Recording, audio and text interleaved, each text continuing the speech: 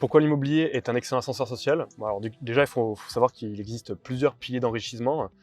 Donc un pilier d'enrichissement, c'est ce qui permet vraiment de se faire beaucoup d'argent ou de se développer rapidement au niveau de son patrimoine ou récupérer rapidement des sources importantes de revenus, du cash qui rentre de façon importante. Donc il y a l'immobilier, forcément, et ensuite il y a l'entrepreneuriat, avec la création d'entreprises, surtout dans le digital, dans tout ce qui est business en ligne et tout ça. Donc il y a beaucoup de leviers à faire là-bas. Et justement, dans l'immobilier, ce qui est très intéressant, c'est que du coup, c'est grâce à l'effet de levier. Aujourd'hui, il y a quand même quelque chose qui est exceptionnel, c'est l'effet de levier, donc comme je disais juste avant. Et ça, c'est vraiment ce qui va permettre à n'importe quelle personne qui a une situation classique, entre guillemets, donc une personne qui commence de zéro, pour beaucoup, hein, c'est le cas, hein. Donc des travailleurs salariés, des fonctionnaires ou des militaires comme je l'ai été, qui ont une source de revenus, un contrat de travail et un petit peu d'apport à côté, de pouvoir, grâce à la banque, grâce à des connaissances et grâce à de l'investissement qui est réfléchi, pouvoir justement soulever une somme importante d'argent.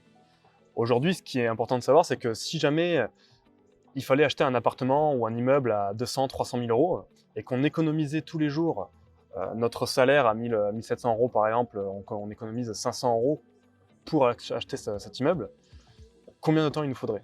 Il nous faudrait des années et des années en fait. Donc ça, c'est ce qu'on appelle la stratégie de la fourmi d'ailleurs. Accumuler un petit peu d'argent tous les mois pour justement pouvoir s'acheter quelque chose. Et à l'inverse, il y a l'effet de levier.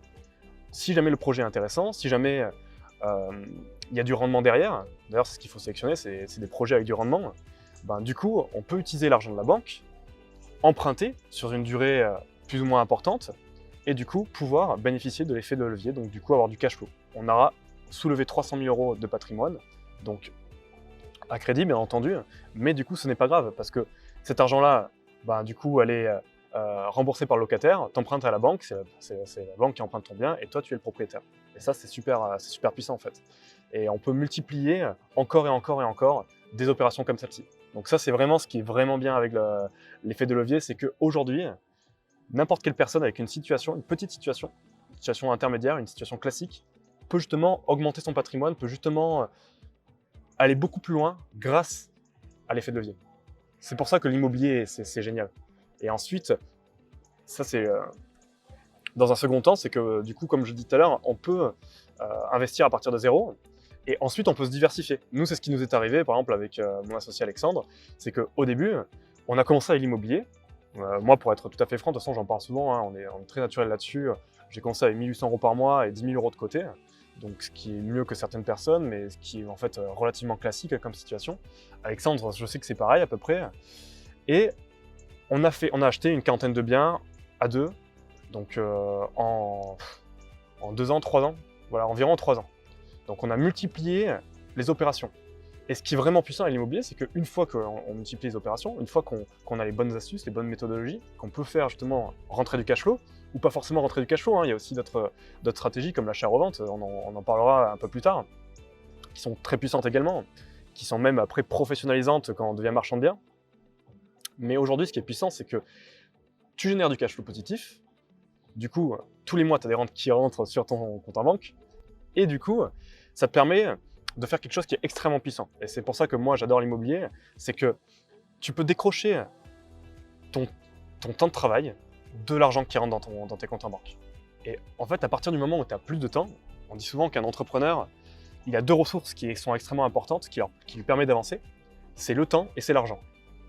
Donc déjà, là, tu as de l'argent qui rentre sans avoir une contribution au temps. Ce qui ne sera jamais le cas dans un métier salarié ou dans certaines activités entrepreneuriales qui demandent énormément d'implication pour ce qu'il faut être sur le terrain et tout ça.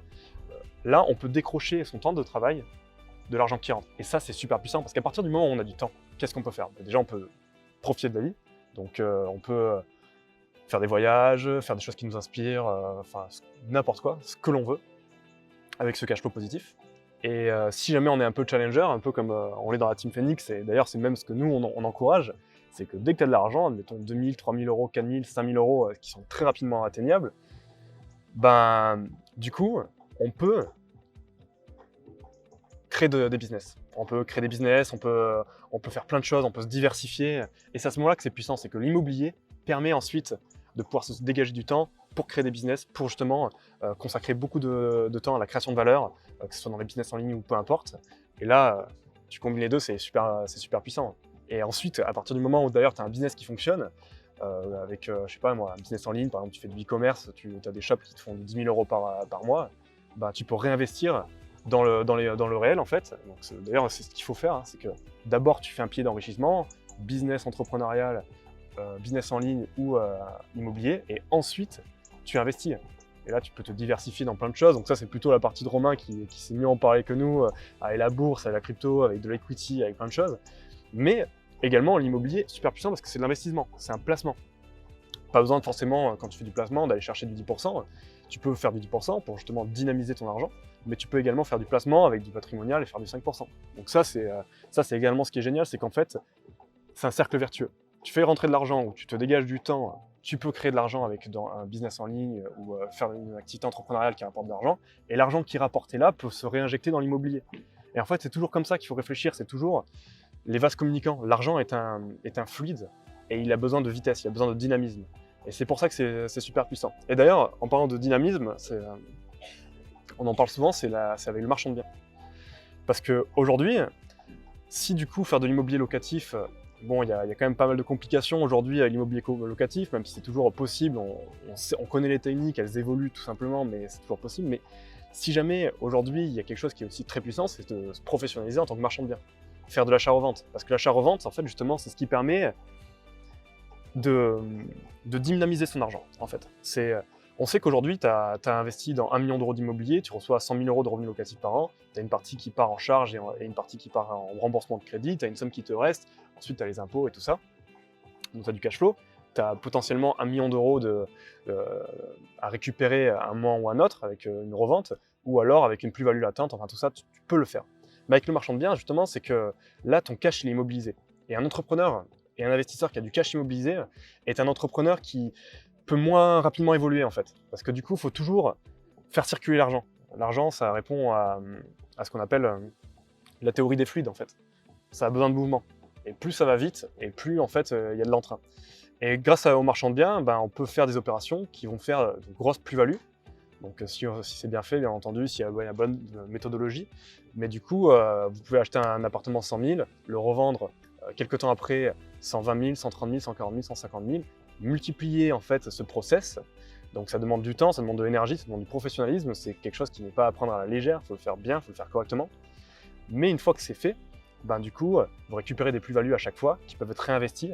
Et en fait, vous pouvez faire grossir la boule de neige assez rapidement, mettre en place des process, vous associer avec d'autres personnes pour justement aller plus vite, aller plus loin, et ça c'est vraiment puissant. Donc si jamais je devais répondre encore une fois à pourquoi l'immobilier est toujours un excellent ascenseur social, c'est pour ces deux raisons. Premièrement, le fait qu'on puisse, en partant de rien, faire des opérations qui, si jamais on devait accumuler une somme comme ça prendrait des années. Là aujourd'hui, grâce à la banque, on peut aller chercher des très grosses sommes, se dégager du cash flow quand c'est bien fait, et en plus de ça, revendre par la suite et récupérer de l'argent de façon assez importante. Deuxième façon, pour moi, c'est justement détacher son temps de l'argent qu'on gagne. Donc ça permet de justement se diversifier. Et c'est pour ça que l'entrepreneuriat est très important. C'est que du coup, dès que tu es diversifié, dès que tu n'es plus 100% à tête dans le guidon, bah, du coup, tu peux réinjecter de l'argent dans d'autres placements, dans d'autres business. Et quand tu mets de l'énergie full focus dans un domaine, bah, du coup, là, tu peux vraiment être très rapide dans ton évolution de patrimoine et ta création de richesse. Et dernière chose, ben, du coup, grâce au marchand de biens, en faisant justement des opérations à la chaîne, en faire plusieurs, ben, dans ce cas-là, on peut rapidement créer de très grosses sommes d'argent. Et le marchand de biens, en plus de ça, ça répond pareil à l'effet de levier, donc on peut soulever des sommes assez importantes et en fait se constituer un patrimoine comme ça très rapidement. Donc l'immobilier, aujourd'hui, clairement, même s'il y a des difficultés, même si jamais il y a des choses qui se passent pas comme avant, et il faut savoir s'adapter. Ça reste toujours un très bon ascenseur social en 2023, en 2024 et en 2034, 2042. Je peux vous le dire parce que c'est comme ça depuis toujours en fait. L'immobilier a toujours été un très très gros vecteur d'enrichissement pour les personnes qui savent en faire. Et c'est pour cette raison-là que juste nous, en tant qu'entrepreneurs, en tant qu'investisseurs, entrepreneurs de l'immobilier, on doit se mettre à jour, on doit fonctionner de façon différente, on doit toujours s'améliorer. Même si jamais du coup il y a d'autres façons de faire, ben, du coup il faut juste en fait s'adapter, parce que s'adapter ça sera dominer toujours. Et même s'il faut partir dans le métavers pour faire de l'immobilier d'ici quelques années, ben, on le fera, mais en tout cas il y aura toujours des opportunités grâce à l'immobilier.